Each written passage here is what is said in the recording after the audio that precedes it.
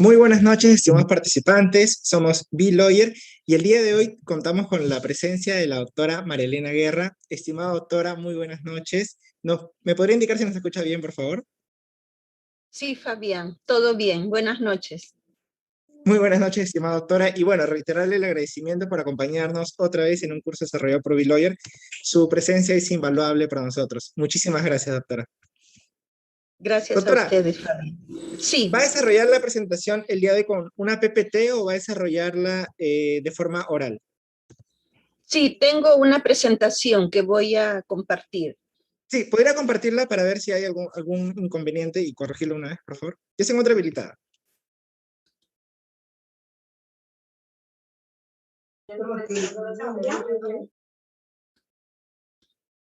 ¿Sí? ¿Ya la tienen? Sí, sí se llega a ver.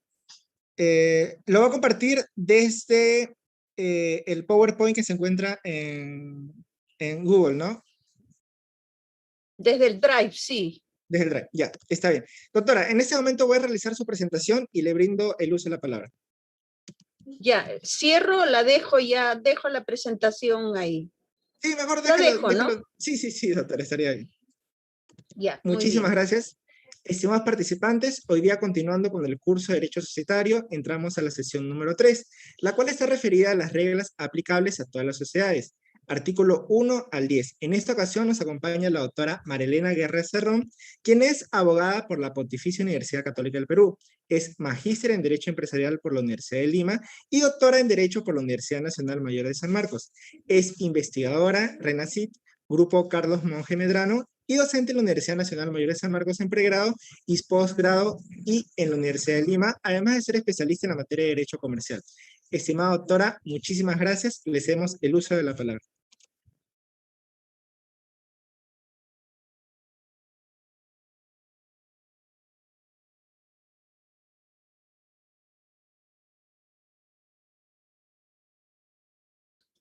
Ya, ahora sí.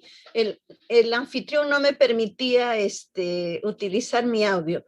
Tengan todos ustedes muy buenas noches. Para mí es un gusto y un placer compartir con B-Lawyer y con ustedes una charla, voy a decir así, sobre una materia apasionante que es el derecho societario. Y especialmente me agrada mucho la estructura de este curso especial de derecho societario, porque como ustedes han visto, el programa congrega diferentes generaciones. Voy a decir, no puedo decir que me ubico en el medio, no sé si voy al medio, pero comparto con mis profesores, Osvaldo Junzco Bexebio y el profesor Ricardo Beaumont Callirgos. Ellos fueron mis profesores en la maestría de Derecho Empresarial en la Universidad de Lima.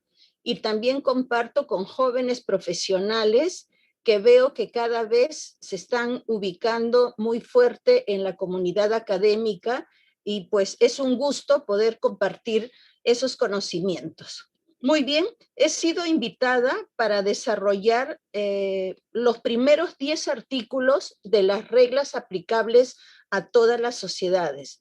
Se entiende reglas aplicables en la Ley General de Sociedades. Muy bien.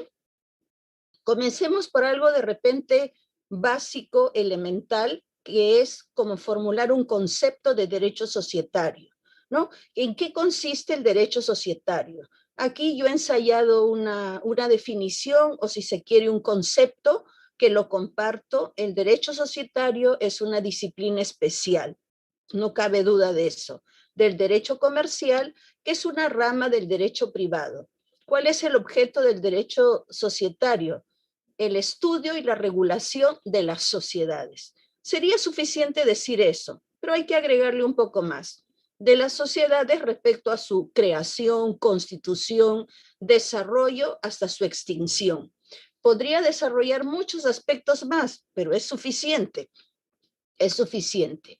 También que regula las relaciones entre los miembros que la conforman, o sea, los socios, las relaciones internas y las relaciones externas. Y se maneja dentro de la definición del derecho societario también como objeto y estudio de los contratos asociativos. Particularmente tengo mis discrepancias, pero entiéndalo como una discrepancia personal, porque los contratos asociativos no son exclusivos de las sociedades. Si fuera un contrato que va a ser exclusivamente de uso de las sociedades, podría entender que forma parte del derecho societario. Si fuera que un contrato asociativo da origen a una persona jurídica, a una sociedad, yo lo consideraría como propio del derecho societario, pero no es así. Y en el caso peruano, por ejemplo, sabemos que el libro quinto de la Ley General de Sociedades, que precisamente regula los contratos asociativos, llegó ahí como para tener un alojamiento temporal, siempre que se hubiese aprobado la llamada Ley Marco del Empresariado. Pero como no se aprobó, se quedó ahí en la Ley General de Sociedades y ya tiene un uso permanente, una ubicación permanente. Suele usarse también como sinónimos de derecho societario al derecho corporativo por la traducción del corporate law, y también se suele hablar del derecho de las sociedades. Bien, entonces, esto es nuestro concepto de derecho societario, y respecto a derecho societario, pues podemos destacar palabras claves como sociedad, sin duda, órganos, capital social, interés social, estatuto, tiempo, acciones, representación, inscripciones y organización. Fíjense, ha coincidido la primera palabra sociedad y organización, porque eso es una sociedad, es una organización. Muy bien. Justo les mencioné hace un momento que mi maestro en Derecho Societario ha sido el profesor Osvaldo Junzco, y de él siempre escuché la frase que la columna vertebral del derecho societario peruano es la Ley General de Sociedades. Cuando comenzamos a estudiar el curso de Derecho Societario, lo primero que nos dijo es: vamos a estudiar la Ley General de Sociedades. Y no es que se va a tratar de un estudio exegético donde vamos a simplemente repetir lo que dice el artículo 1, lo que dice el artículo 2 hasta el artículo 400. Pero destacó que era inevitable para conocer el derecho societario peruano, era inevitable dejar de estudiar la Ley General de Sociedades, más aún cuando había entrado en vigencia en 1998. Y aquí he recogido precisamente una frase que él mismo dice: a la entrada en vigencia de la Ley General de Sociedades, cuanto comentario realicé y evento académico al que asistí, me referí a ella como la columna vertebral del derecho societario peruano, por tratarse de un texto moderno y redactado a partir de la realidad nacional. Entonces, me agrada cada vez que me voy a referir a un curso de derecho societario y vamos a desarrollar especialmente las reglas generales, me gusta usar esta imagen de la columna vertebral, porque efectivamente derecho societario y ley general de sociedades se encuentran prácticamente en un mismo nivel, en un mismo marco. Lo que no ocurre, por ejemplo, si yo quiero decir el derecho civil es el estudio del Código Civil. No es así. Sin embargo, en este caso particular sí hay cierta coincidencia. El derecho societario peruano tiene que ser estudiado a partir de la Ley General de Sociedades, que está vigente a partir del año 1998. Fíjense, aquí hago un paréntesis para compartir con ustedes un dato que me parece relevante. En 1998 entra en vigencia la Ley General de Sociedades, ¿no es cierto? Y en 1993 entró en vigencia la Constitución Política, incorporando la economía social de mercado como modelo económico. Entre uno de los principios de este modelo económico, que está recogido a partir del artículo 58 de la Constitución Política, se consagraba que el Estado tiene el deber de evitar las desigualdades y de promover a las pequeñas empresas, promoverlas para su desarrollo. Y no sé si ustedes han escuchado que en el año 2002 se propuso crear o aprobar una ley marco del empresariado. Y lo que a mí me ha llamado la atención, y por eso que lo comparto con ustedes, es que una parte de este anteproyecto, una parte que justificaba la necesidad de una ley marco del empresariado que nunca se aprobó, fue esta parte que la estoy resaltando acá. Dice, las normas contenidas en el presente proyecto pretenden favorecer la actividad empresarial de las micro y pequeños empresarios, toda vez que la Ley General de Sociedades, casi en su integridad, está dirigida a las grandes empresas. Yo creo que este es un dato, sin perjuicio que no es el tema a desarrollar, hacer un diagnóstico si la Ley General de Sociedades en realidad está dirigida solamente a las grandes empresas y se ha descuidado la atención del ámbito societario a las pequeñas empresas que también pueden optar por una forma societaria, por una sociedad anónima. Sin embargo, me ha parecido un dato importante a tener en cuenta, que en una propia justificación de un proyecto de ley se señala que la Ley General de Sociedades casi en su integridad estaría dirigida solo a las grandes empresas. Entonces, esto solamente hay que tenerlo en cuenta por ahora. Muy bien. Ahora bien, la Ley General de Sociedades es la columna vertebral del derecho societario, sí lo es el pilar, la base fundamental, pero no podemos dejar, sería imposible que yo prescinda de mencionar que además de la Ley General de Sociedades, tenemos que tener conocimiento de otros marcos jurídicos, como el derecho registral. Es impensable que no estudiemos la Ley General de Sociedades, su articulado, sin estar al tanto del reglamento del registro de sociedades. El reglamento del registro de sociedades no es un reglamento de la Ley General de Sociedades. Esta es una disposición administrativa. Sin embargo, de hecho, en la práctica, hay una regulación indirecta o hasta a veces la regulación es directa, porque puede haber una aplicación de una disposición legal de la Ley General de Sociedades y a pesar de ello puede ser objeto de una observación o una tacha de parte del registrador. Y sabemos que las observaciones pueden incluso vía impugnaciones llegar al tribunal registral y en el tribunal registral se salen decisiones que pueden tener el carácter de precedentes vinculantes. Entonces, es indispensable, junto al estudio de la Ley General de Sociedades, también conocer, repito, el contenido del reglamento del registro de sociedades. Y al hablar del reglamento de registro de sociedades, pongo énfasis en que también hay que conocer la producción de los registradores y cuáles son los productos, las decisiones del tribunal registral. Por otro lado, sin duda que tenemos que conocer las normas del Código Civil que estén vinculadas o relacionadas con la actividad societaria. Acuérdense, la Ley General de Sociedades es un dispositivo legal del derecho societario que a su vez forma parte del sistema comercial, que es una disciplina especial, pero supletoriamente se tienen que aplicar las reglas del Código Civil. Es más, existen disposiciones expresas en la Ley General de Sociedades, las cuales nos remiten al Código Civil, como lo vamos a ver en alguno de los artículos más adelante. El caso de la mancomunidad de bienes, ¿no? Dice, en el caso de la comunidad de bienes se aplican las reglas del derecho común. Lo vamos a ver en un momento. Constitución política del Perú. Si tenemos en cuenta la estructura jerárquica de nuestro ordenamiento jurídico nacional, no cabe duda que la Constitución vincula. La Constitución es de observancia obligatoria su contenido a todas las disposiciones.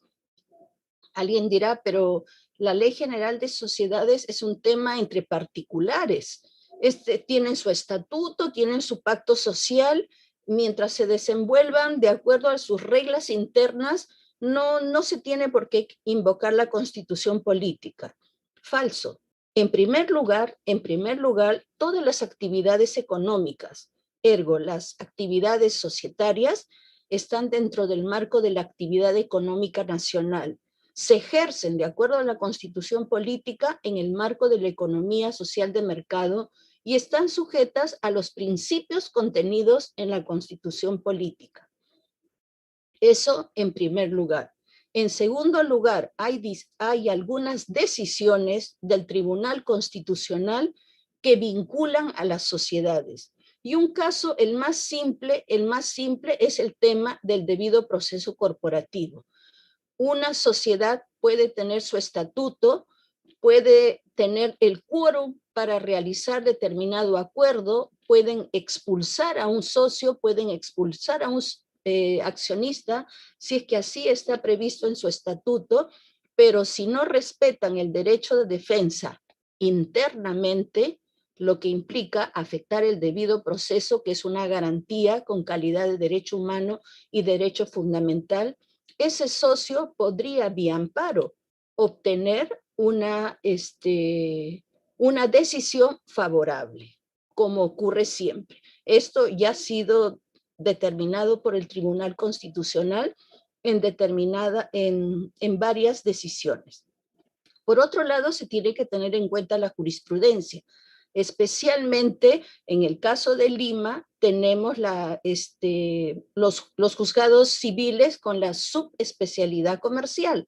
Por lo tanto, ahí tenemos mucha jurisprudencia, la producción de los jueces, las sentencias, también nos vinculan para la interpretación de las disposiciones y finalmente la doctrina, ¿no? La doctrina es fundamental para el estudio. Obviamente, estudiamos el derecho societario peruano a partir de la Ley General de Sociedades, pero nos tenemos que valer del conocimiento y la revisión de otros marcos jurídicos. Muy bien, este es un índice de nuestra Ley General de Sociedades. En total son 448 artículos los que tiene de contenido el articulado de la Ley General de Sociedades. 214 artículos en concreto están destinados a la sociedad anónima ordinaria y las dos modalidades, la SAC y la sociedad anónima abierta. Y fíjense, solo hay 38 artículos que se dedican a regular las otras formas societarias. Incluso tienen ese nombre, ¿no? Las otras formas societarias. Solamente destaca la sociedad anónima y las otras son las que están señaladas con apenas un poco de texto, que si uno quiere estudiar las otras formas societarias, la verdad resulta complicado porque no hay mucha información. Uno se queda pensando, ¿y dónde obtengo más información? Entonces uno recurre a la SUNAR a pedir información a través de la vía del acceso a la información pública y se da con la novedad de que existen apenas. En Lima prácticamente no aparece un registro de las otras formas societarias y en el interior del país, en las otras regiones, sí se encuentran algunas. Tal vez por eso, desde 1998, se redujo la atención a las otras formas societarias. Es más, en propias palabras del doctor Beaumont y del doctor Hunskop y del doctor Hernando Montoya, la idea en 1998, la idea era tener una ley de sociedades, simplemente sociedades entendidas como sociedades anónimas. Incluso estuvieron tentados de llamar ley de sociedades anónimas. Y por eso es que se puede advertir de todo el articulado el gran número de artículos dedicados solamente a la sociedad. Y fíjense, aunque no es el tema, la sociedad comercial de responsabilidad limitada iba a ser suprimida. Y en reemplazo de la sociedad comercial de responsabilidad limitada, se creó la sociedad anónima cerrada. Seguramente algunos de ustedes han hecho un cuadro comparativo y ven que la SAC es semejante a la SRL, semejante, solamente que la SAC queda como sociedad de capitales. Sucede que cuando se presentó el proyecto, la idea no era incorporar las otras formas societarias, se había prescindido de ellas. pero fue devuelta a la comisión para elaborar el proyecto y les dijeron que incorporen las otras formas societarias porque en la constitución política existía la pluralidad económica o el pluralismo económico que garantizaba la libertad de forma y la libertad de empresa. Entonces bastaba que haya uno o dos empresarios que siguieran las otras formas societarias para no suprimir esas formas. Muy bien. Bien. Nosotros vamos a hablar de las reglas generales y solo a manera de anécdota les comento que en el texto concordado de la Ley General de Sociedades ya derogado, obviamente ya derogado, se tenía un título preliminar, o sea, tenía como denominación título preliminar, pero del contenido no se advierte que se tratara de un título preliminar, porque un título preliminar tiene que contener principios, especialmente hay principios. ¿Y para qué sirven los principios? Como todos nosotros sabemos, los principios son los que orientan y guían la interpretación de las diferentes disposiciones que vienen a continuación en el articulado. Además de una lectura de un título preliminar, uno puede establecer cuál es la cultura legal, cuál es la idiosincrasia, cuál es la ideología que ha llevado al legislador a formular esa herramienta, en este caso, una ley general de sociedades. Eso, lo que yo acabo de decir, que correspondería a un título preliminar, no lo encontrábamos en la anterior ley general de sociedades, a pesar de tener como nombre título preliminar. En la actual Ley General de Sociedades se le ha puesto de nombre reglas aplicables a todas las sociedades. Se ha cambiado el nombre, ya no es título preliminar, pero si uno hace la comparación de los contenidos son casi idénticos. Me refiero a las sumillas, porque los textos sí han variado. Entonces, estas son reglas aplicables a todas las sociedades. Uy, aquí se movió la información. Y también es necesario hacer mención cuál es el estado de la cuestión respecto al derecho societario peruano. Hoy día, ahora, vamos a conversar sobre los 10 artículos que están como reglas generales, pero también les voy a compartir frente a cada artículo cuál es la propuesta de reforma, si es que la hay, en el proyecto de la Ley General de Sociedades. Aquí solamente una referencia. Desde el año 2014 se viene gestando una nueva Ley General de Sociedades. En realidad no puedo decir que es una nueva ley porque no se cambia totalmente. En todo caso, digamos, una modificación de la Ley General de Sociedades. Y el recorrido va desde el 2014, 2016, 2017, 2018 y el 2020 recién se ha publicado el documento final. Primero han tenido un proyecto, una propuesta, una revisión, y en el año 2018 el Ministerio de Justicia dispuso que los diferentes documentos del 2014, 2016 y 2017 pasen por una revisión de una comisión especial y que elaborara un producto final. Y actualmente lo que se viene difundiendo en la página web del Ministerio de Justicia es el documento editado al 2020. Muy bien. Ya que he mencionado acerca del título preliminar, que estuvo anteriormente solo como título, les comento también como una postura personal. Yo soy de la idea que en la Ley General de Sociedades deberíamos tener un título preliminar.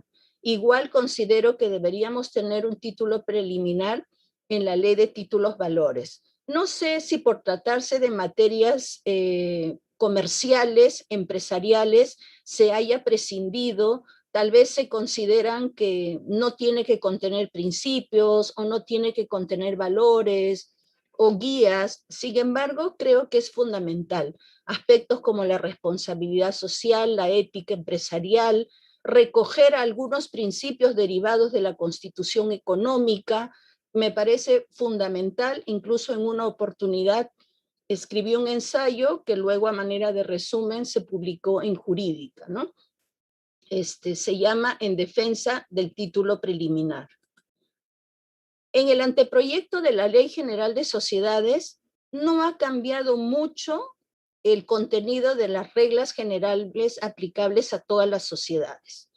Lo que ha cambiado es, ya no se llamarían reglas si es que se aprobara, sino se llaman normas, normas aplicables a todas las sociedades.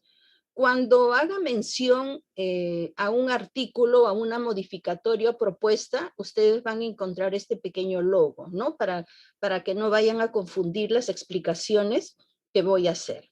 Bien, comencemos con lo primero. Reglas aplicables a todas las sociedades.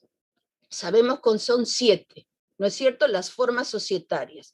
En principio son 7 las formas societarias. Alguien me dirá, le están faltando 2. Bueno, propiamente no es que me estén faltando 2, porque la SAC y la Sociedad Anónima Abierta técnicamente no son formas societarias, sino que son modalidades de la sociedad anónima, a la que conocemos como la sociedad anónima ordinaria. Y repito, modalidades. ¿Y con base a qué hago esta afirmación? Lo que pasa es que las formas societarias se transforman mientras que las modalidades se adecúan.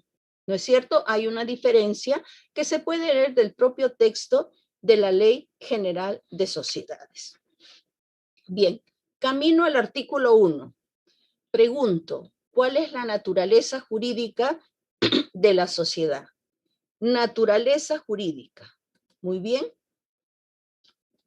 La Ley General de Sociedades, ya derogada, establecía en el artículo 1 lo siguiente: por el contrato de sociedad, quienes la constituyen convienen en aportar bienes y servicios. Noten lo que está escrito en amarillo: por el contrato de sociedad. Entonces, si esta ley estaría vigente, y yo pregunto, ¿cuál es la naturaleza jurídica de la sociedad? La única respuesta que se podría dar es que la sociedad es un contrato, o la sociedad tiene una naturaleza contractual, porque en el artículo 1 de la ley expresamente lo está señalando. Cuando hablamos de naturaleza jurídica, no se trata de la naturaleza que se desarrolla en la doctrina. Naturaleza jurídica la tenemos que encontrar en la ley. ¿Qué es lo que la ley señala? ¿Qué es lo que la ley expresa que corresponde al concepto de determinada categoría? Repito, en este caso, de acuerdo a la ley derogada, la sociedad era un contrato. Lo estamos leyendo, contrato de sociedad. Pero, ¿qué ocurre actualmente? En la Ley General de Sociedades que nos rige, no existe una naturaleza jurídica. No se establece una naturaleza jurídica. Pero entonces dirán, ¿pero cómo que no se establece una naturaleza jurídica? No está. Incluso en la propia exposición de motivos o la presentación del proyecto de Ley General de Sociedades en 1998, el profesor Enrique Norman Sparks dijo: intencionalmente hemos suprimido toda relación de la sociedad con el contrato, porque no queremos establecer ninguna afirmación respecto a qué cosa es la sociedad. Dejamos a la creatividad y a la interpretación del lector o del empresario o del estudiante, el abogado, el profesor, que pueda determinar qué es la sociedad. Y entonces la doctrina es la que nos aporta diferentes enfoques, diferentes teorías o, si quieren, diferentes concepciones. Pero estoy haciendo mención que es la doctrina, no es la ley. No es la ley. Entonces, si yo quiero desarrollar la naturaleza, y este es un aspecto más que nada para el debate doctrinario, para la investigación, para el debate académico, desde mi punto de vista. Muy bien. Entonces, si yo quiero determinar, quiero asumir una postura y quiero decir cuál es la naturaleza que a mí me parece corresponde a la sociedad. Bueno, quiero buscar dos referentes, excelente.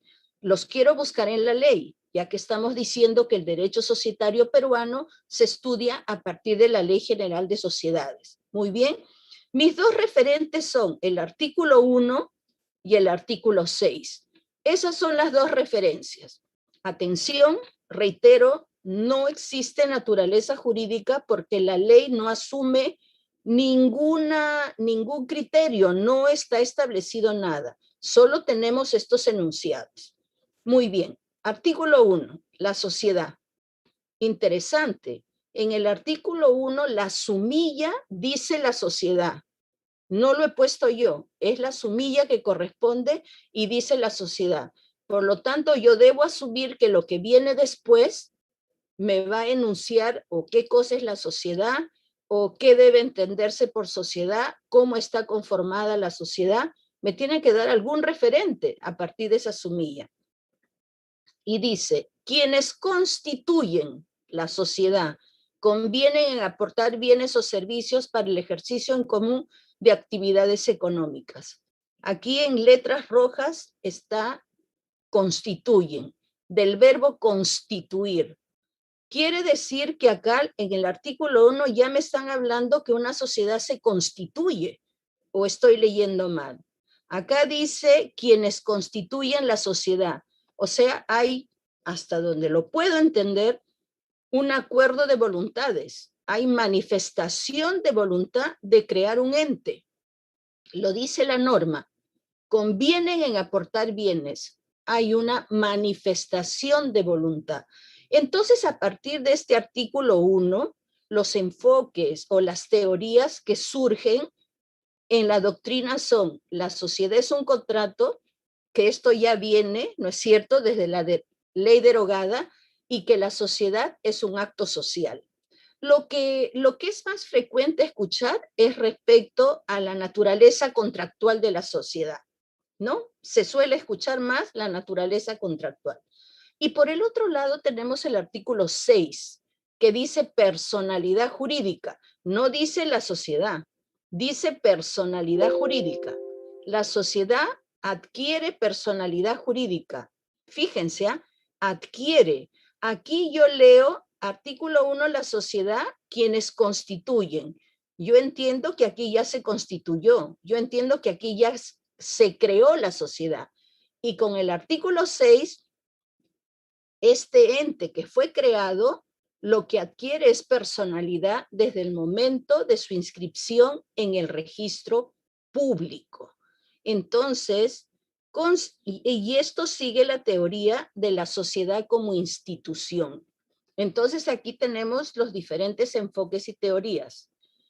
Quien quiere defender la naturaleza contractual puede señalar que esto está recogido en el artículo 1. Y quien quiere afirmar la naturaleza institucional descartando la contractual, simplemente puede alegar de acuerdo al artículo 6. Pero repito, la Ley General de Sociedades no brinda una naturaleza jurídica, solamente establece estos artículos. Ahora bien, ¿qué podemos hacer con estos dos artículos? Tenemos que concordarlos. Tiene que haber una concordancia necesaria. Muy bien, como lo dije hace un momento, mi lectura es que aquí ya existe la sociedad, en el artículo 1, por el acto de constituir. El acto constitutivo, ¿qué cosa es? Formar, establecer y fundar. Ya se creó, ya se constituyó. Y con el artículo 6, lo que se adquiere es personalidad jurídica.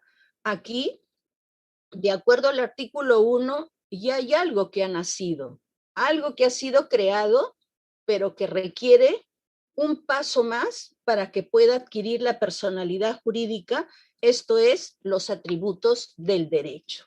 Entonces, en un mundo real, de hecho, hay sociedad.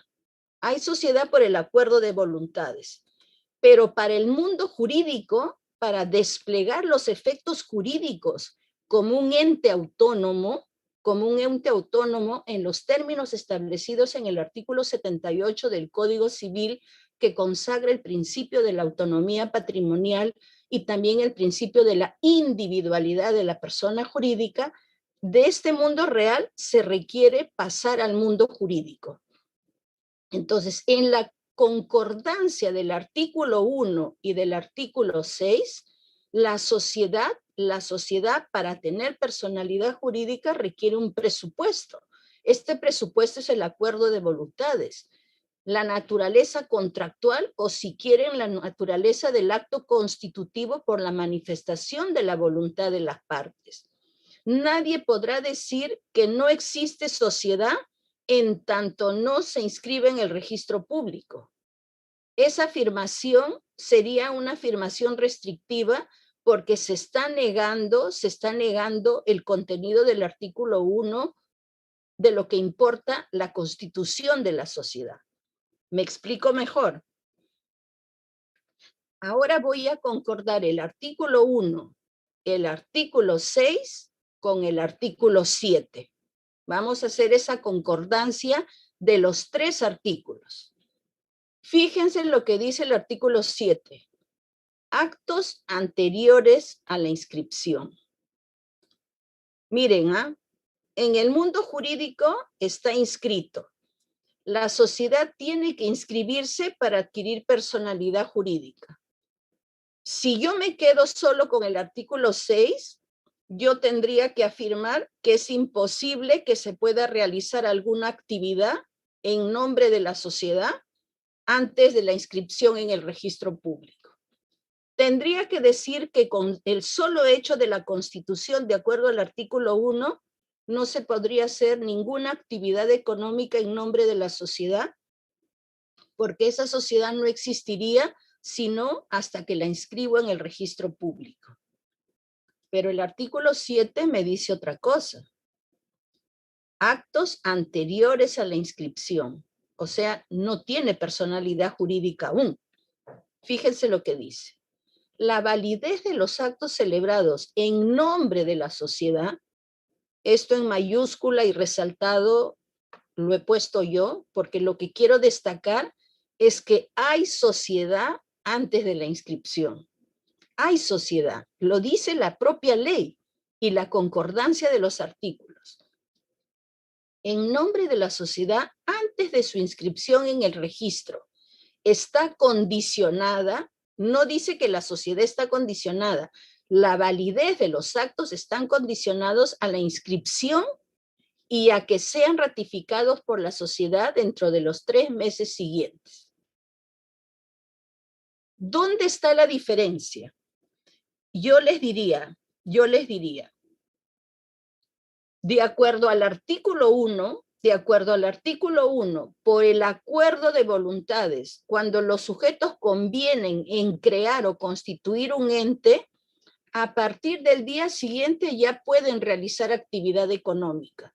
Cuando han establecido los términos, los aportes, ya pueden realizar una actividad económica. ¿Cuánto tiempo pueden realizarlo? No lo dice el artículo 7. Solamente te dice que todo lo que realices en nombre de la sociedad se entiende como actividad social y para el desarrollo del objeto social serán válidos una vez que que inscribas la sociedad y dentro de los 3 meses convoques a una junta general y aprueben los acuerdos o convaliden esas actuaciones sociales. Si no lo hacen, ¿cuál es el efecto? La responsabilidad personal, ilimitada y solidaria. Ahí está la diferencia. El artículo 1 te permite, te autoriza a realizar cualquier actividad en nombre de la sociedad, pero como la sociedad no ha adquirido personalidad jurídica porque no está inscrita, no surten los efectos de la forma societaria. Por lo tanto, en tanto no se inscribe, respondes individual, ilimitada y solidariamente. ¿Es razonable o no? Claro que es razonable. Claro que es razonable. ¿Perdón? Entonces, aquí he tratado de hacer una ilustración para explicarme mejor. Entonces, por el artículo 1 hay sociedad, pero hay sociedad de manera genérica. Hay un ente que ha surgido, ¿verdad? ¿Y puedo realizar actos en nombre de esa sociedad? Sí puedo realizar actos en nombre de esa sociedad, pero solamente producirá efectos de una forma societaria determinada cuando lo inscriba en el registro público. Aquí solamente tengo a la sociedad, pero aquí, por ejemplo, si he optado por una sociedad anónima, una vez inscrito, recién podré alegar todos los privilegios o todas las prerrogativas que importa una sociedad anónima, como es el caso de la responsabilidad limitada de los socios. Mientras tanto, mientras no hay inscripción, asumo personalmente. Esta es la concordancia del artículo 1 con el artículo 6 y el artículo 7. Pero nos falta algo más. Nos falta algo más. Fíjense, la premisa de que no existe forma, que no existe sociedad antes de su inscripción, ¿no es cierto? Porque recién adquiere la personalidad jurídica, no es una regla absoluta. Lo hemos visto hace un momento con la concordancia de los 3 artículos. Y acá tenemos otro argumento. Fíjense, en el Código Civil está regulada la asociación, fundación y comité no inscritos. Este es otro caso, un caso antecedente. Los artículos anteriores a esta asociación, fundación y comité no inscritos señalan también que la persona jurídica tiene existencia desde que se inscribe en el registro público. La persona jurídica tiene existencia desde su inscripción en el registro público. ¿Pero qué tipo de existencia? Existencia jurídica. Existencia jurídica en la cual se despliegan todos los efectos jurídicos previstos para la asociación, fundación o comité. Pero como el derecho no puede negar la realidad, también se ha considerado la figura de estas entidades no inscritas.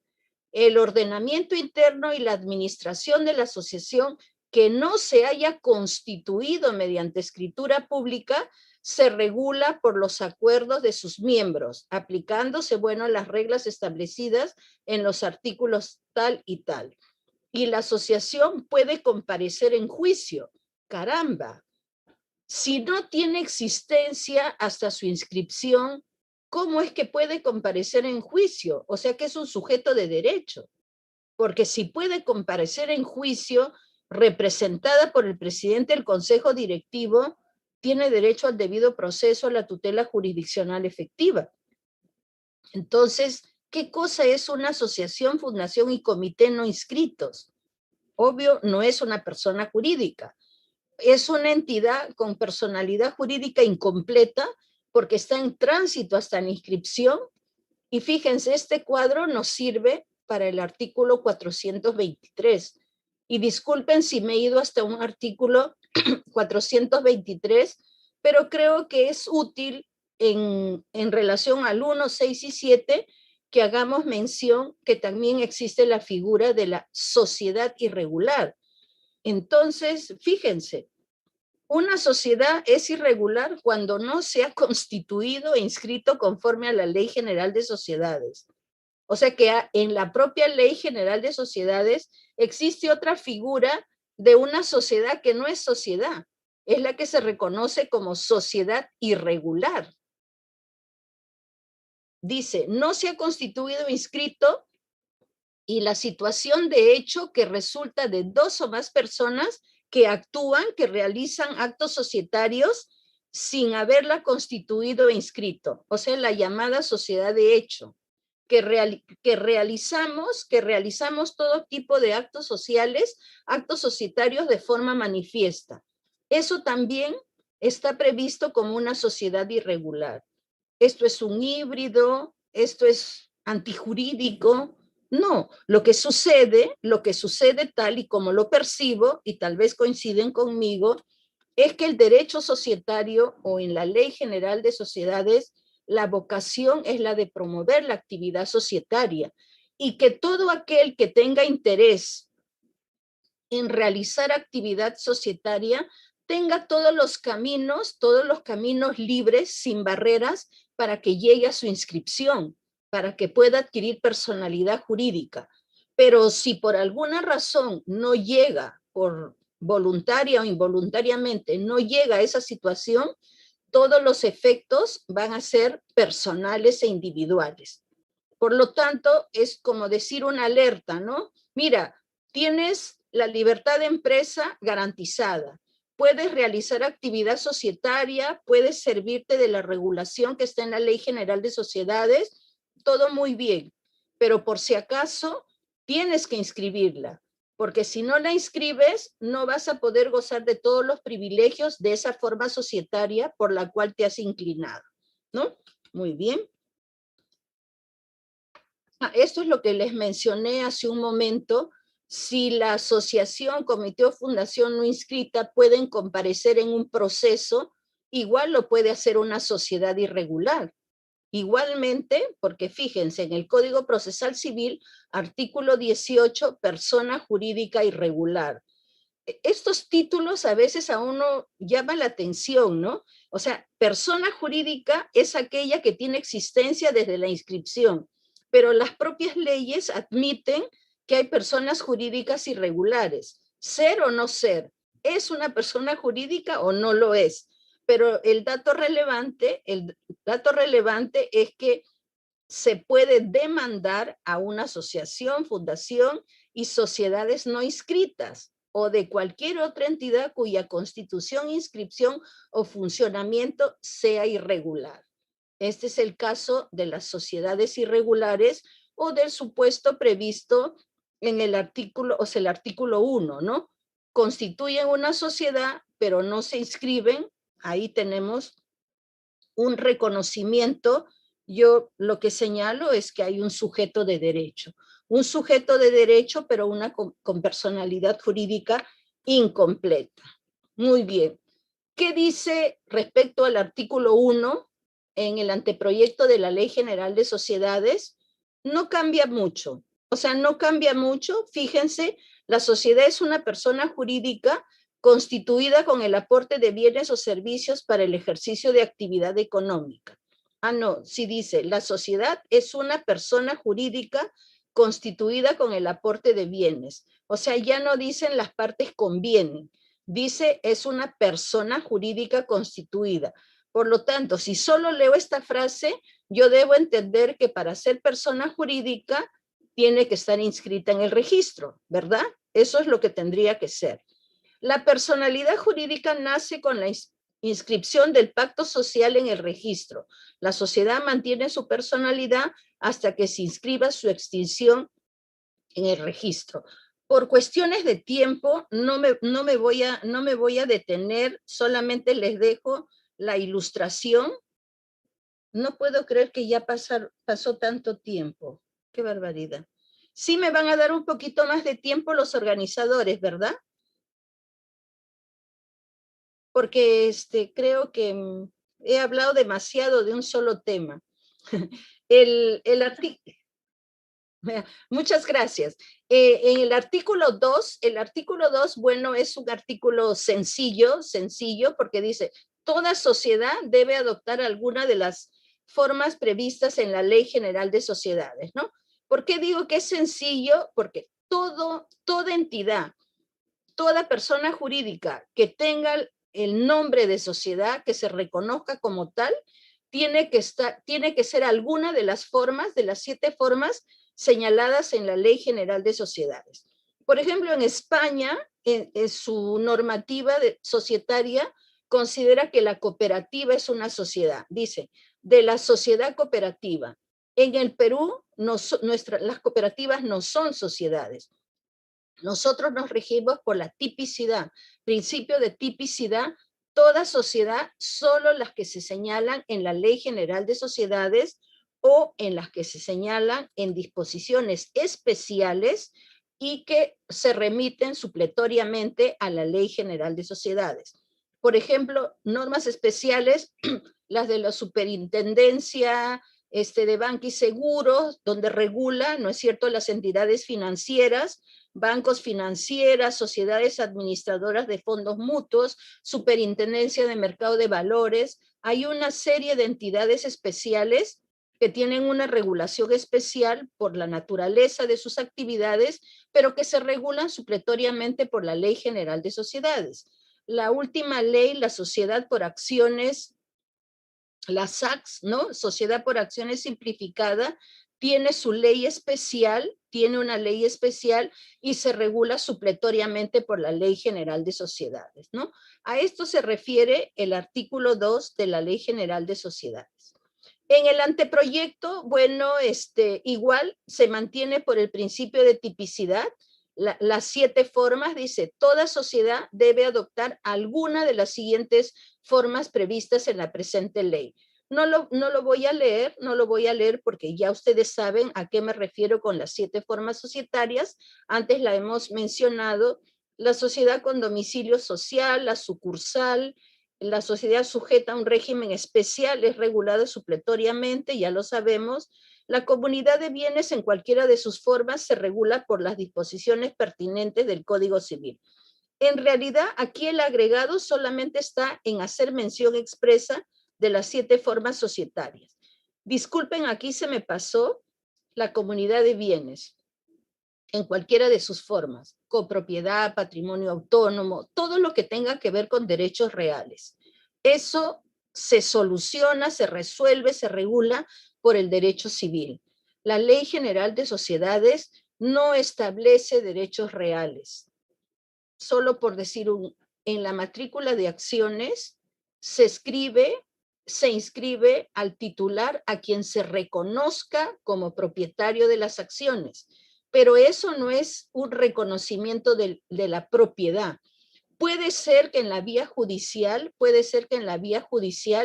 haya un conflicto de la propiedad de acciones. Eso se tiene que resolver por el derecho común. Y cuando se obtenga la sentencia, ¿no es cierto?, de quién es el legítimo propietario de las acciones, eso se remitirá a la matrícula de acciones. Pero nadie puede decir, no, yo soy el propietario de acuerdo a la matrícula de acciones y eso es oponible a cualquier pretensión por la vía civil. No, eso no es así. La comunidad de bienes en cualquiera de sus formas se regula por las disposiciones pertinentes del Código Civil. Artículo 3, modalidades de la Constitución. Sucesiva, simultánea. Simultánea, esto es simple, en un solo acto. Las 7 formas societarias se pueden constituir en un solo acto, ¿no es cierto? Y la sucesiva solamente es para la sociedad anónima. Un dato importante, en el anteproyecto de la Ley General de Sociedades dice, se elimina la posibilidad de constituir sociedades anónimas por oferta a terceros, por ser una modalidad que ya no se usa en la práctica. Entonces, quedaría solamente la modalidad simultánea.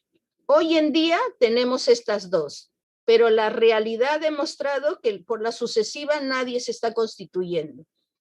Entonces queda solamente esta, ¿no? En un solo acto, como se dice. Pluralidad de los socios, pluralidad.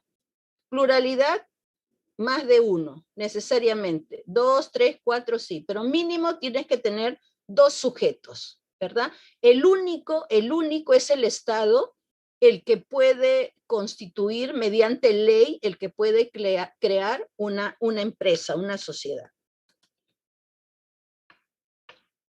Pregunta, ¿se puede inscribir una sociedad con un solo socio y después recomponerla? ¿Se puede inscribir una sociedad con un solo socio y después recomponerla? A ver, vamos a leer el artículo. La sociedad se constituye cuando menos por 2 socios, que pueden ser personas naturales o jurídicas. A ver, pero acá dice la sociedad se constituye. Este verbo constituir lo vemos en diferentes textos o disposiciones de sociedades. Algunas veces este término constituye, lo vemos y nos remitimos al mundo jurídico. Y a veces también, como en el artículo 1, está referido a la existencia real. Este artículo 4, cuando dice la sociedad se constituye, se refiere a la inscripción. A la inscripción. No puedes constituir una sociedad, o sea, no puedes inscribirla con un solo socio. La pluralidad es un elemento esencial. Tienes que tener, para que adquiera la personalidad jurídica, tienes que tener mínimo 2 socios. Puedes inscribir hoy día y mañana pierde la pluralidad. Ese es el supuesto. Si mañana pierde la pluralidad, ¿cuál es la consecuencia? ¿La consecuencia es la extinción? No, la consecuencia no es la extinción. ¿Cuál es la consecuencia? Lo dice acá la literalidad. Si no se reconstituye en un plazo de 6 meses, se disuelve de pleno derecho al término de ese plazo. Hay una consecuencia. No hay una sanción, no hay un efecto extintivo, sino una consecuencia. Se le dan 6 meses para que se pueda recomponer o reconstituir. Otra pregunta, ¿por qué debe disolverse la sociedad? Porque acá dice se disuelve de pleno derecho. ¿No estamos ante un supuesto de irregularidad? Hace un momento, de acuerdo al artículo 423, hemos leído que una sociedad es irregular cuando no se inscribe o cuando se actúa o cuando existe algún supuesto, ¿no es cierto?, que no se cumple con la Ley General de Sociedades. Digo yo, si se crea una sociedad, se inscribe con 2 y pierde 1, mientras pasan los 6 meses, ¿acaso no podríamos decir que estamos ante una sociedad irregular? ¿Por qué tendría que disolverse? Porque literalmente el artículo 4 lo está estableciendo así. Aquí no cabe interpretación amplia. La interpretación lamentablemente tiene que ser restrictiva, porque fíjense lo que dice. Se disuelve de pleno derecho. ¿Qué cosa es de pleno derecho? No requieres nada más. No requieres así, de pleno derecho, simplemente venció el plazo de 6 meses, al día siguiente operó y solamente queda la disolución. Entonces, como esta situación, esta consecuencia no sería la más adecuada, porque deberíamos estar ante un caso de irregularidad y no optar por una solución tan drástica. Si fíjense, ¿cuántas opciones hay para la irregularidad? ¿Cuántas opciones hay en el artículo 7 para poder convalidar acuerdos y todo eso? ¿Y por qué si pierdes a un socio y te quedas solito por un tiempo, tienes que extinguirte? ¿Dónde está esa vocación del derecho societario de que te mantengas para que puedas reconstituir o recomponer y volver a tener una actividad societaria regular? Entonces, en el anteproyecto, fíjense, han modificado esta parte. Ya, se constituyen con el acuerdo de 2 o más personas. Fíjense, se constituyen con el acuerdo de 2 o más personas naturales y jurídicas. Estas sociedades deben mantener un mínimo de 2 socios. Si pierden la pluralidad mínima y ello no se reconstituye en un plazo de 6 meses, la sociedad deviene irregular. Se ha corregido. Suprimieron lo de pleno derecho, lo han suprimido, y la propuesta, atención, no vayan a confundir mis palabras, esta es una propuesta que no está aprobada, devienen irregular. Es razonable, me parece apropiado. La sociedad anónima y la SRL pueden constituirse con el acuerdo de 2 o más personas naturales o jurídicas o mediante un acto unilateral. Estas formas societarias, en estas formas no es exigible la pluralidad. La propuesta es incorporar la sociedad unipersonal. Aquí sí tenemos 2 datos interesantes para el artículo 4 de la Ley General de Sociedades. presentada como artículo 3 en el anteproyecto. Primero, que la consecuencia es la irregularidad, que está bien, porque lo de pleno derecho era drástico, fatal. Y lo otro, que se propone la creación de la sociedad unipersonal, ¿no? De la sociedad unipersonal como está acá.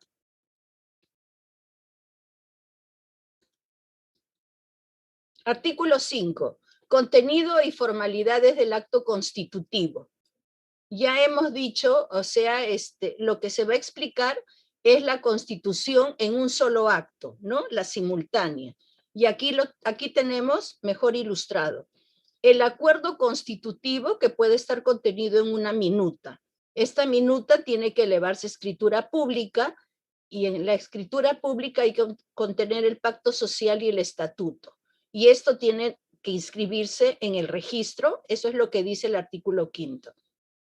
¿Por qué es importante la forma en el ámbito societario, en el ámbito comercial? No es que sean formalistas, pero la forma es importante.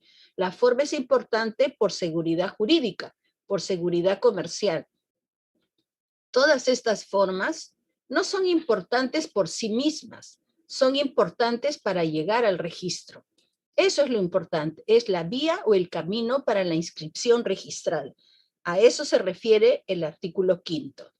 Bueno, el artículo 6, ya lo he mencionado cuando hice la concordancia entre el 1, 6 y 7, ¿no es cierto?, sobre la personalidad jurídica, y señalé que ahí se recoge la teoría de la institución.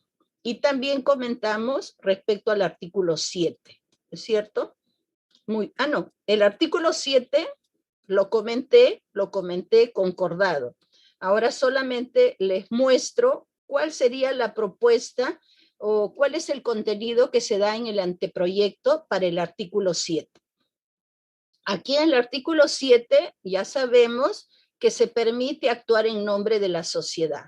Y la consecuencia, si no se inscribe, es que se asuma personal, ilimitada y solidariamente las obligaciones contraídas, ¿no? Si es que no se ratifican los acuerdos. ¿Qué se dice en el anteproyecto? A ver, veamos rápidamente. La eficacia frente a la sociedad de los actos celebrados en nombre de ella antes de su inscripción está condicionada a la inscripción y su ratificación dentro de los 3 meses siguientes de haber sido inscrito. Esto es similar, no ha cambiado nada. Pero acá sí nos dan 3 rubros. Los actos celebrados por los administradores, siempre que hayan sido realizados en ejercicio de poderes. Bueno, se agrega que no se requiere ratificación cuando se actúa con poder, con poderes conferidos y luego de la fecha del inicio de la actividad estipulada. En el pacto social tendrán que establecer cuál es la fecha de inicio de actividades. Ese es un elemento valioso a tener en cuenta. No se ha inscrito todavía, pero en el pacto social ya fue el acuerdo. Entonces, cuando ahí otorgan poderes, en esa situación dice que no se requiere tal ratificación, porque los poderes tienen que haberlo otorgado todos los socios que la conforman. Los actos que resulten indispensables para la inscripción en el registro.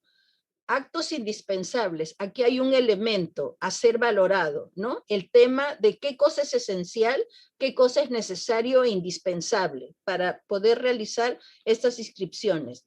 Actos realizados en virtud de mandato específico estipulado por todos los socios fundadores del pacto social.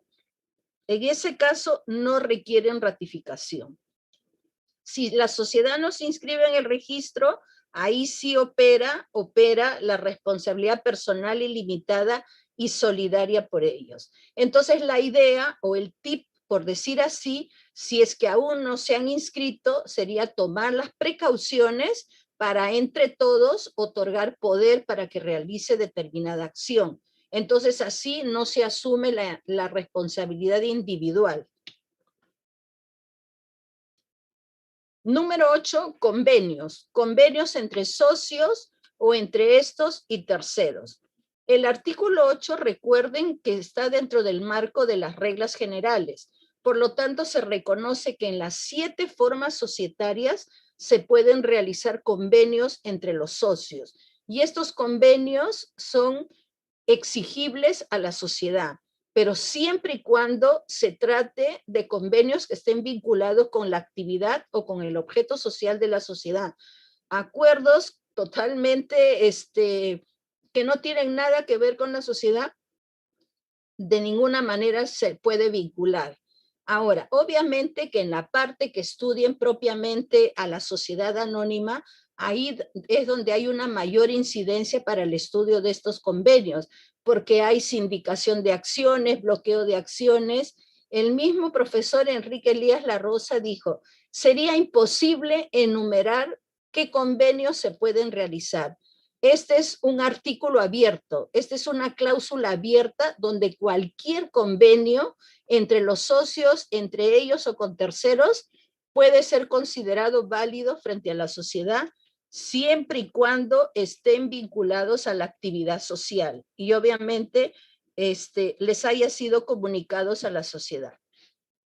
En el anteproyecto, fíjense, tiene cinco numerales, el artículo 7. Aquí en la Ley General de Sociedades actual va como artículo 8 y en el anteproyecto va como artículo 7. La redacción, el texto es más amplio porque hacen una mayor explicación. Lo escueto que está en la actual Ley General de Sociedades, aquí lo señalan de manera más amplia, ¿no? Pero en todo se incide del grado de exigibilidad a la sociedad. Incluso dice que la sociedad, en lo que corresponda, tiene que obligar al cumplimiento o tiene que observar el cumplimiento del convenio, aunque el obligado se resista. Ya, por ejemplo, con Fabián somos socios, ¿no? Somos socios, somos 5 socios, entre él y yo hemos celebrado un convenio. Se ha comunicado a la sociedad está al tanto del convenio que hemos suscrito entre los dos como socios. Muy bien, pero Fabián se niega a cumplir con el convenio y él podrá decir, a mí nadie me obliga, es un tema entre María Elena y yo. No, de acuerdo a lo que se proyecta en esta propuesta, la sociedad debe exigirle a Fabián o debe cautelar mis derechos de acuerdo al convenio, aún en contra de la voluntad de Fabián, porque Fabián sí se ha obligado. Esto es lo que señalan en este artículo 7. Llego al artículo 9, que es sobre denominación o razón social. Miren, aquí he encontrado una ilustración que dice, Ferreiros cambia de razón social y de número de RUC. Ahora después les voy a explicar por qué me ha llamado la atención, ¿no? A partir del 1 de julio del 2012, como parte de nuestra nueva reorganización, tendremos una nueva razón social. Ferreiros, Sociedad Anónima. Bien, ahí me voy a quedar nada más y continúo. Bueno, el artículo 9 de la Ley General de Sociedades es un artículo amplio que desarrolla el tema de la denominación o razón social y explica cuándo corresponde una denominación y a qué forma societaria corresponde una razón social, ¿no? Hay una distinción por las formas societarias y especialmente por la naturaleza de las formas societarias, por las llamadas sociedades de capitales y por las llamadas sociedades de personas o de contenido personal. Y después también se señala que nadie debe adoptar o nadie debe pretender inscribir una denominación o razón social que sea igual, ¿no? Que sea igual a la de otra sociedad. Entonces dice, el registro no inscribe a la sociedad que adopta una denominación completa o abreviada igual a la otra preexistente. Fíjense, este artículo 9 ya tuvo una modificatoria. Antes se incluía el término semejante. Se decía, acá donde dice igual, se decía igual o semejante. Y al parecer se consideró que el registro público no estaba en aptitud técnica de poder determinar una semejanza. Si era igual o no, eso tenía que ser manifiesto evidente, pero hacer como un análisis de si era semejante o no, dijeron no y lo suprimieron. Muy bien. Ahorita regreso a esto, un ratito. Ay, no está mi... Ah, no, aquí está, un ratito. Aquí está, perdón.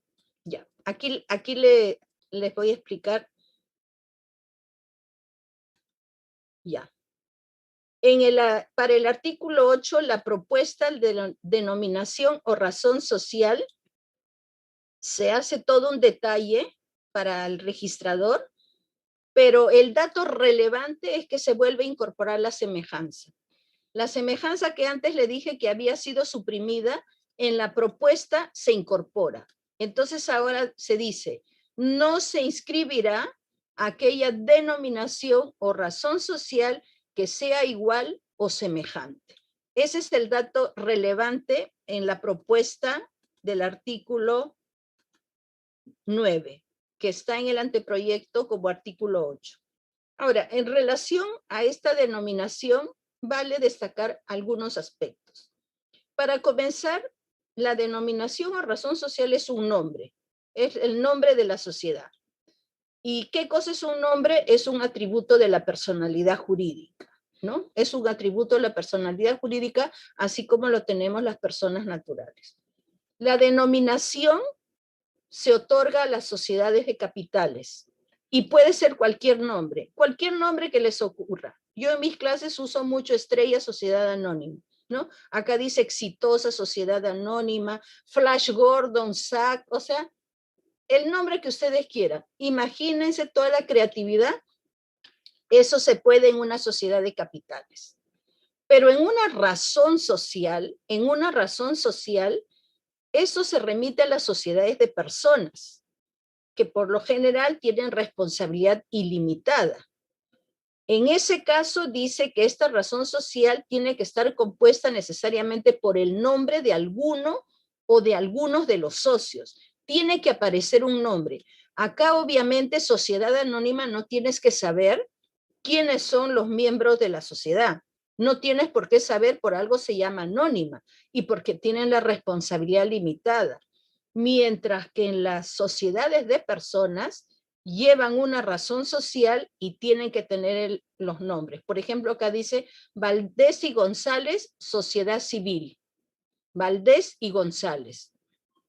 Tienen que ir los nombres. Otra cosa es un nombre comercial. Un nombre comercial no hay que confundirlo con la denominación y con la razón social.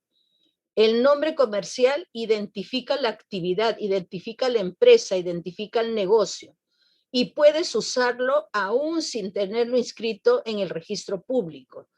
Tal vez puedes inscribirlo en el Indecopi, pero incluso no es necesario que lo inscribas en el Indecopi. Suficiente con el uso. Y bueno, la marca ya saben que diferencia los productos o servicios, Royal. En este caso, tu nombre comercial puede ser Exitosa. Tú puedes usar tu nombre comercial Exitosa durante mucho tiempo,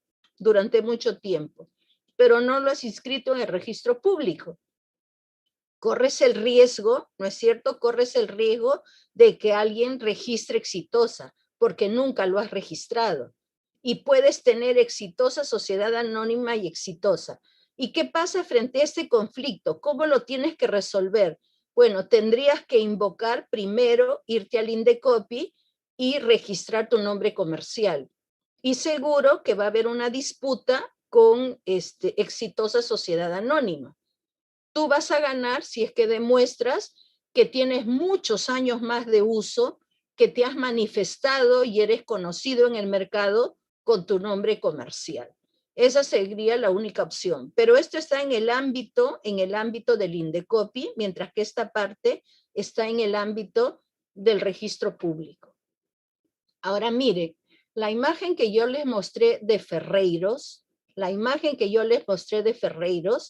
voy a volver a mostrar para ver dónde está el error o dónde está la falla o la mala costumbre. Y repito, la denominación corresponde a sociedades de capitales, como por ejemplo la sociedad anónima, y la razón social corresponde a las sociedades de personas.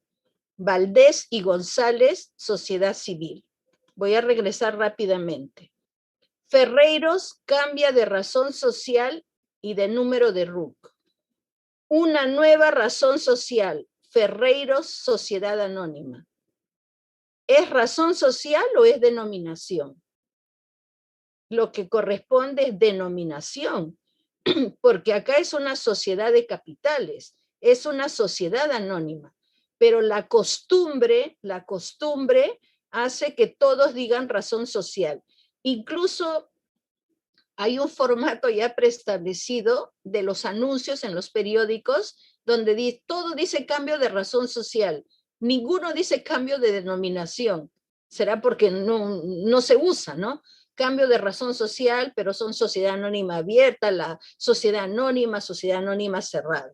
Ese es el dato que les quería comentar. Y bueno, un poquito más. ¿Qué es la sociedad BIC? ¿Una denominación o una razón social? ¿Qué creen que es una sociedad BIC? ¿Será una denominación o será una razón social? Veamos. La ley de la sociedad de beneficio e interés colectiva, sociedad BIC, ¿qué dice en el artículo 4? Denominación de sociedades de beneficio e interés colectivo.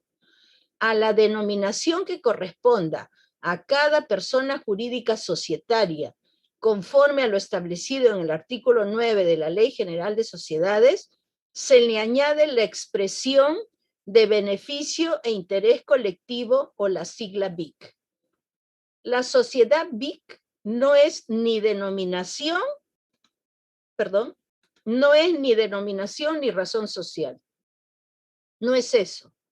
Es una categoría o es una expresión. Es una categoría que se agrega a la sociedad anónima. Por ejemplo, Estrella, Sociedad Anónima BIC. Eso es. Ferreiros, Sociedad Anónima, si es que adquiere la categoría BIC, será Ferreiros, Sociedad Anónima BIC. Es una categoría que se agrega, no es una denominación y no es una razón social. Esto ya les expliqué. Y bueno, esta es la última, la reserva de preferencia registral. Dice, cualquier persona natural o jurídica que participe en la Constitución. Yo me reitero lo de la existencia real. Aquí es un acuerdo de voluntades. Todavía no voy a llevar al registro, pero puedo hacer ejercicio de mi derecho de reserva de preferencia registral. Hay un plazo de 30 días para yo mantener ese nombre, ¿no? La reserva del nombre. Dice que participe en la Constitución. Esto es facilísimo hoy en día, no solo por el tema de la pandemia, sino desde antes la SUNAT ya ofrece diferentes servicios en línea. Y lo de la reserva de nombre de persona jurídica, aquí está, solamente uno entra y puede hacer esa reserva. Y bueno, disculpen que he corrido. Allá. Esto es la propuesta.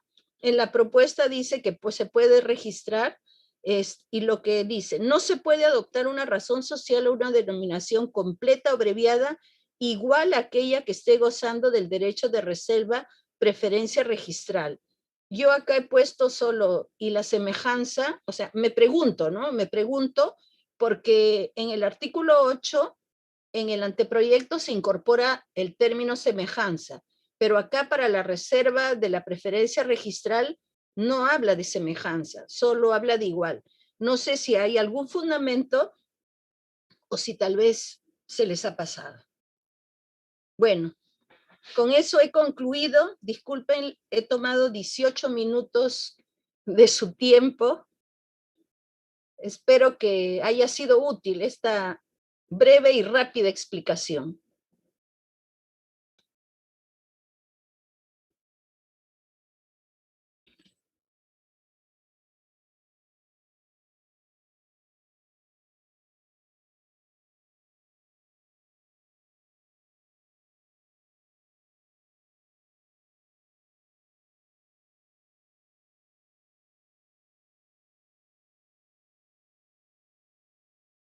Ay, a ver, déjame, déjame.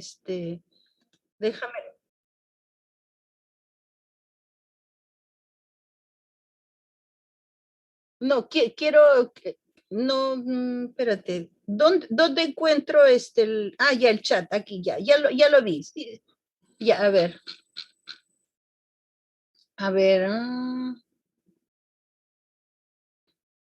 qué lindo, gracias, Gustavo. Pregunta, bien, a ver.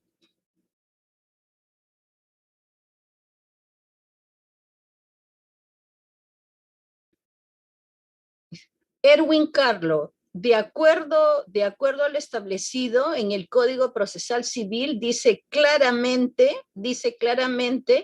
que se puede demandar a una entidad irregular, a una entidad no inscrita.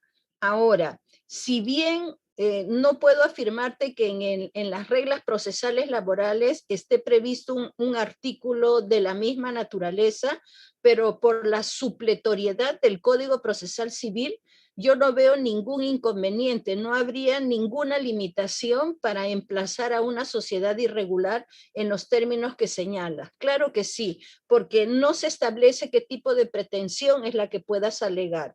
Ahí hemos visto claramente, a una sociedad irregular la puedes emplazar y obviamente emplazas a la sociedad irregular con el nombre que se esté presentando y acuérdate, como hay este concepto de solidaridad, también se tendría que emplazar a todos los socios que la conforman. Y si en el interín, en el lapso que tú los demandas, de repente ya lograron inscribir, ya ellos pues podrán presentar una excepción de falta de legitimidad para obrar pasiva o algo así, ¿no? Pero claro que sí.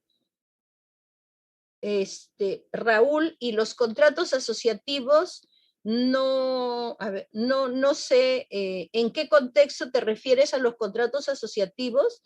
Raúl, en todos los casos, si hay alguna pregunta puntual complementaria, porque está solito, dice, y contratos asociativos, uh, y opere la disolución, estaría legitimada para declararla de modo que se pueda efectuar así lo entiendo, Gustavo, porque opera de pleno derecho. Y hay que recordar que el proceso de liquidación, porque así se llama el que lleva a la extinción, este proceso de liquidación comienza con la disolución, que ya se da de pleno derecho, ¿no es cierto? Disolución, liquidación y extinción. Lo único que yo también pienso es que va a terminar en la liquidación, porque qué extinción va a haber si no logró inscribirse. Tendría que terminar en la liquidación. ¿No ves que nunca se inscribió? Los 30 días de la reserva son días naturales o días hábiles. Son días naturales o días hábiles. Debe entenderse como días hábiles, Melissa.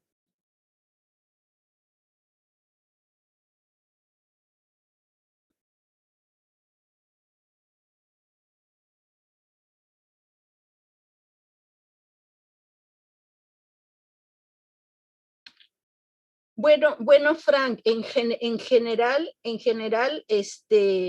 me parece bueno el anteproyecto, pero tengo que estudiarlo íntegramente. O sea, no lo he leído totalmente, no lo he analizado. Estoy por la mitad, pero justo en la primera parte de las reglas generales que les he compartido algunos puntos, ¿no? Veo algunas omisiones, algunos términos que estarían faltando en algunos casos, porque mi práctica, a mí siempre me gusta hacer una lectura concordada, no quedarme en el artículo 1 o en el artículo 2, sino vincularlo directamente. Entonces, todavía no he llegado al análisis minucioso en la parte de las sociedades, pero incorpora aspectos novedosos como la operación acordeón, por ejemplo, aunque muchas personas dicen que eso está mal, ¿no? Porque es una manera de sacarle la vuelta a ciertas obligaciones. Luego, yo mantengo mi postura que no estoy de acuerdo con la sociedad unipersonal. No me parece, yo considero que se estaría desnaturalizando el concepto de sociedad que surge de la asociatividad, que es su naturaleza. Y pienso que en todo caso, en vez de una sociedad unipersonal, se debería revisar y mejorar la empresa individual de responsabilidad limitada, ¿no? El hecho que se llame sociedad unipersonal no va a favorecer a que el sector informal pase a la formalidad. Acuérdense lo que les leí, una de las justificaciones del anteproyecto de la Ley Marco del Empresariado era que la Ley General de Sociedades estaba destinada a las grandes empresas. Entonces creo que ese debería ser un poquito nuestra lectura integral del anteproyecto, ¿no? Tal vez en otra oportunidad podamos ir revisando más, poco a poco, los diferentes artículos que se han propuesto.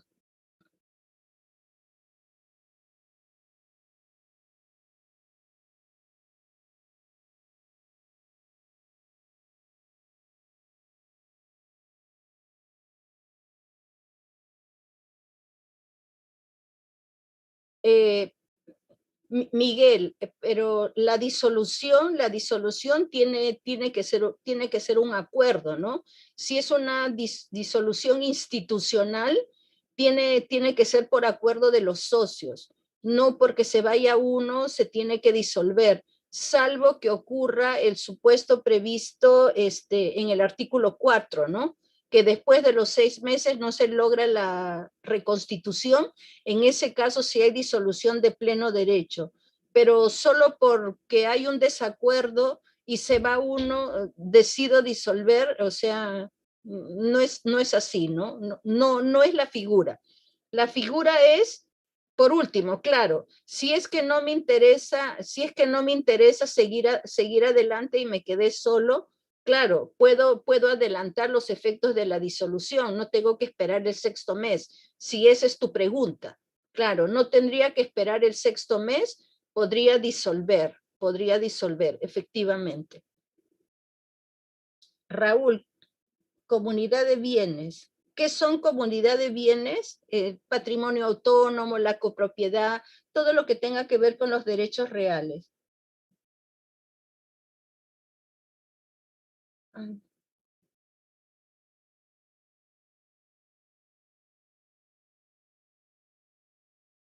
Frank, pero no, es que solamente me han invitado para los 10 primeros artículos. Claro, sería maravilloso, de repente Bill Lawyer pues organiza, ¿no? Un evento para hacer un análisis de todo el anteproyecto.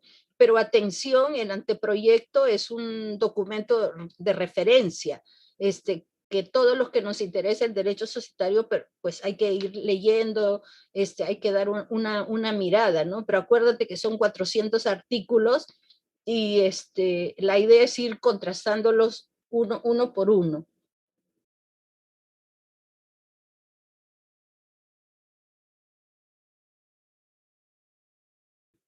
Ah,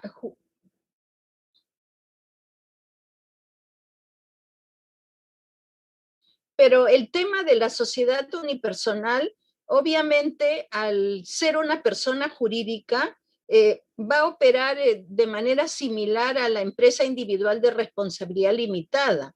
Entonces, por ejemplo, María Elena Guerra, yo si me acojo cuando se apruebe la Ley General de Sociedades, si yo me acojo y de manera unilateral decido constituir una sociedad unipersonal, tendré que revisar todos los aspectos que puedan aprobarse de la sociedad unipersonal. Ahí va a haber separación de patrimonios, de acuerdo al artículo 78 del Código Civil, y opera la misma figura, como te digo, de la EIRL.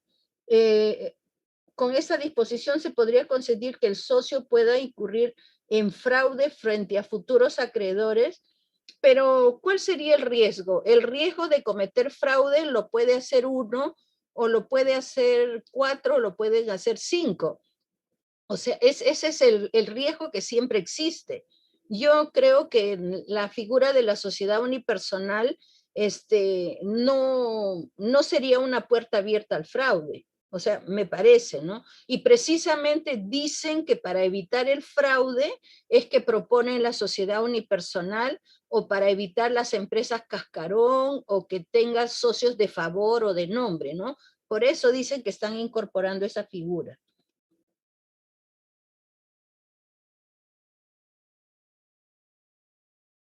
Ah, Kazumi, tú eres la que estás preguntando, ¿no? Sobre la sociedad. Con esa disposición se podría consentir que el socio pueda incurrir en fraude. Bueno, espero haberte contestado, ¿no? No.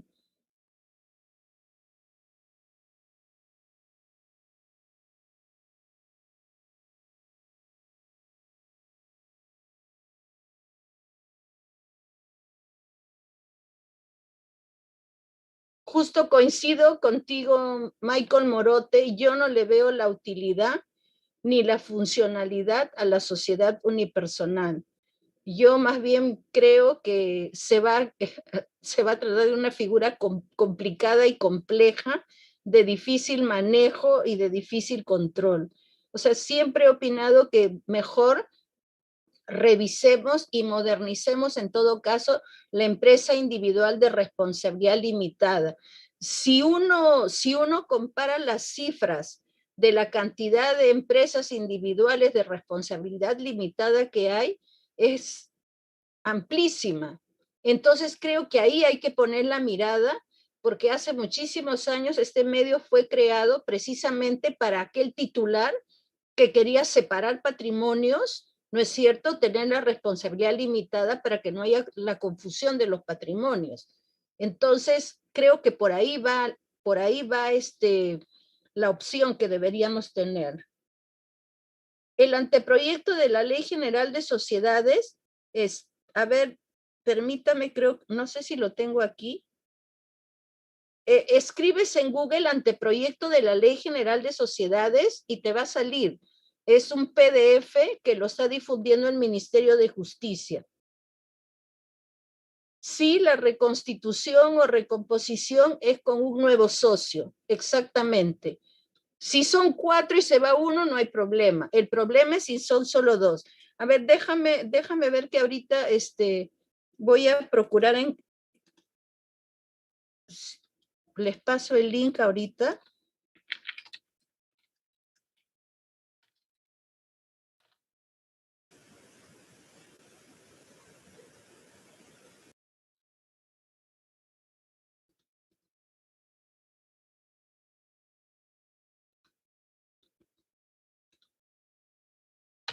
Ya, en ese link lo encuentran.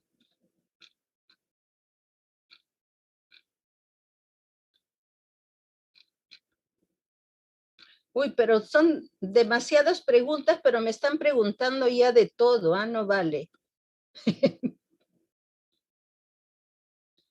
Espérate. Franca, ahí está el link, ¿ya? Sí, la reconstitución es con otro socio. No, los contratos asociativos no son comunidad de bienes. Los contratos asociativos, como su nombre lo dice, son contratos. Son contratos en los cuales se unen sujetos para una colaboración empresarial.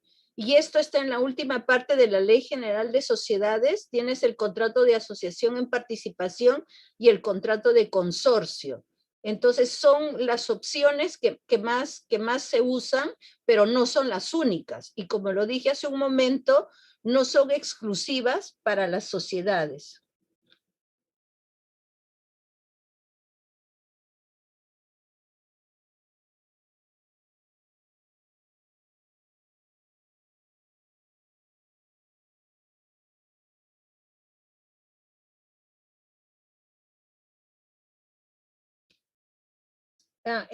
Bueno, la verdad, Frank, ¿cuál deberían ser esos cambios? Bueno, tendríamos que sentarnos a revisar propiamente, ver los términos de la tecnología. De repente la empresa individual de responsabilidad limitada, esa misma podríamos ver alguna forma que pueda emitir algunos valores, no sé, modernizarla, modernizarla con la figura de un solo titular, ¿no? Porque no se llama socio. Sabemos que se llama así, el titular de la empresa individual de responsabilidad limitada. Porque fíjense cuántos años tiene y nunca estamos hablando, nunca hablamos de poner, a ver, hay que revisar y parece que va muy bien, porque cada vez hay más personas que recurren a la EIRL. ¿Sí o no? Lo primero que uno piensa cuando dice, más vale solo más vale solo que mal acompañado. Voy a iniciar mi emprendimiento solo a ver cómo me va. Si voy creciendo, no necesariamente tengo que tener una sociedad anónima. También puedo crecer como empresa individual de responsabilidad limitada, pero si ya quiero compartir riesgos, ya puedo pensar en una sociedad anónima. Lo que quiero decir es eso. No te podría decir con exactitud qué punto o qué artículo, pero sí creo que es tiempo que veamos y que incorporemos todos esos aspectos, repito, como por ejemplo de la tecnología, o se me ocurre una posibilidad de prever algunos valores especiales que se puedan producir al interior de esa IRL.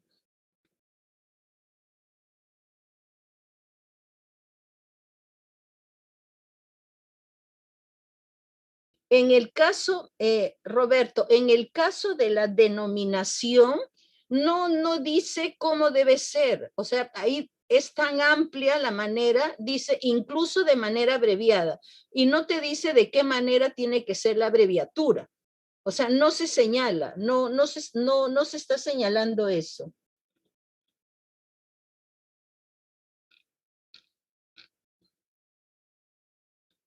Ah, Gustavo, ya compartiste también. Ah, muy bien, gracias. Doctora, bueno, en efectos, esas han sido todas las preguntas. Muchísimas gracias por haber respondido de forma tan amable, a pesar de que no hayan sido el tema. Su claridad para este desarrollo ha estado espectacular. De parte de todo el equipo de Beloyer queremos extender nuestro agradecimiento y esperamos que nos pueda acompañar en futuras oportunidades. Muchísimas gracias por todo su apoyo, doctora. Se encuentra mute, doctora. Está en mute, está en mute. Bueno, muchas gracias Fabián, muchas gracias Bill Lawyer y gracias a todos los participantes. Hasta otra oportunidad. Buenas noches. Hasta otra oportunidad, estimada doctora. Estimados participantes, hemos finalizado la tercera sesión. La cuarta sesión la desarrollaremos el día lunes y luego para la quinta sesión la vamos a desarrollar en la siguiente semana ya que entra en el mes de agosto. Ya luego eso lo tienen en claro en el brochure, pero de todos modos lo vamos a estar notificando para que tengan mayor conocimiento. Esta ha sido